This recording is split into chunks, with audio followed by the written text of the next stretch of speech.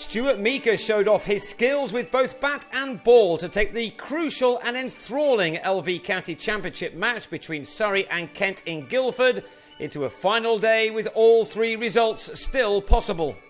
Surrey had fought back through Jason Roy and Gary Wilson on the second day to see their side onto 303 for 6 in reply to their opponent's 408 all out, but they lost Gareth Batty to the 7th ball of the day as he edged a drive off Darren Stevens behind. And Wilson followed in the same way to the 19th delivery of the morning as the Surrey skipper departed for 84, having started on 80. Batty had gone for 26. This was to turn out to be an extraordinary day's cricket, really. Although 324 runs were scored for 10 wickets, there was an awful lot of playing and missing throughout on an excellent cricket wicket at Woodbridge Road, and it wasn't only Tim Linley who rode his luck from time to time. Kent made a magnificent start to the morning and a third wicket fell for 13 runs when Linley was LBW to Mitch Claydon, who certainly deserved that moment of success. Linley left with his side on 316 for 9 and trailing by 92 runs, and another wicket now and Kent would have had a more than handy lead on a pitch which has offered an ideal balance between bat and ball. But after a large slice of luck early on in his innings, Meeker fought fire with fire to ensure that his side were not left too far behind.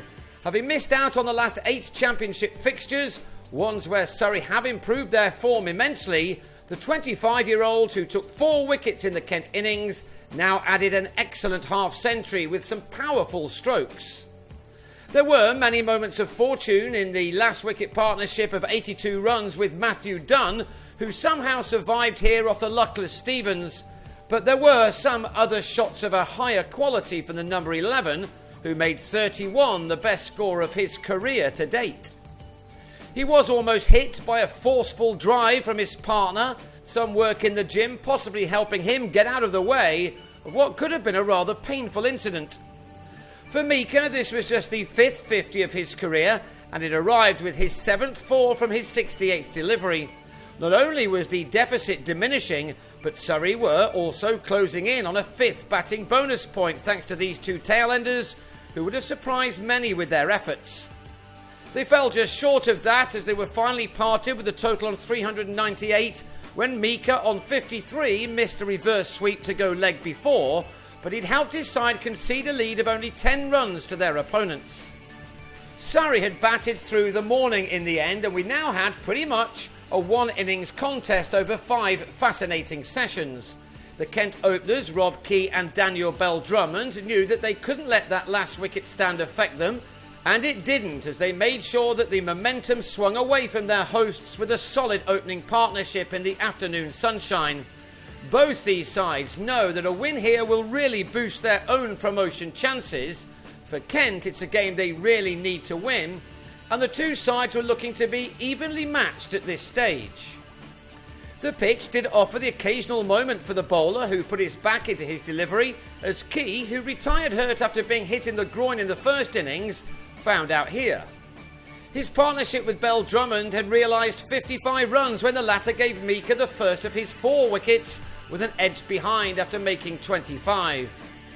Meeker then had Ben Harmison held by Vikram Solanki in the slips for 11 to leave Kent on 69 for 2, leading by 79. At times it was tough to bat, but this was also a surface on which a batsman could play his shots, and Brendan Nash did that with an uppercut for 6. Indeed, Nash began to dominate the scoring before the tea break, which was taken with Kent on 125 for 2, the game very nicely balanced still. While Key stuck it out at one end, Nash expressed himself at the other, and both went for a cup of tea in the 30s with a plan to push on in the evening session. Meeker decided to flex his muscles after the break, and it didn't always go to plan. This delivery, for example, well, judge for yourself. He couldn't prevent Nash from getting to a fine 50, which was reached with a crunching square cut, which brought the former West Indian player his half-century off his 75th ball. He'd batted with real authority and had struck 8 fours and 1 6. Key got to his half-century in the next over with a single off Linley. The Kent captain had required 107 deliveries for his, from which he'd found the boundary only 4 times. It had been a battle for him, but one which he was winning, as he and his partner carried the total to 164 with a 95-run partnership. Kent would have been happy with their lot, but then Mika changed the complexion of this contest, first by having Nash caught behind off an attempted uppercut for 51. The bowler then grabbed his 8th wicket of this match as Key lost his patience and chased a wide one, to be caught at slip by Solanke after making 59 in 3¼ hours.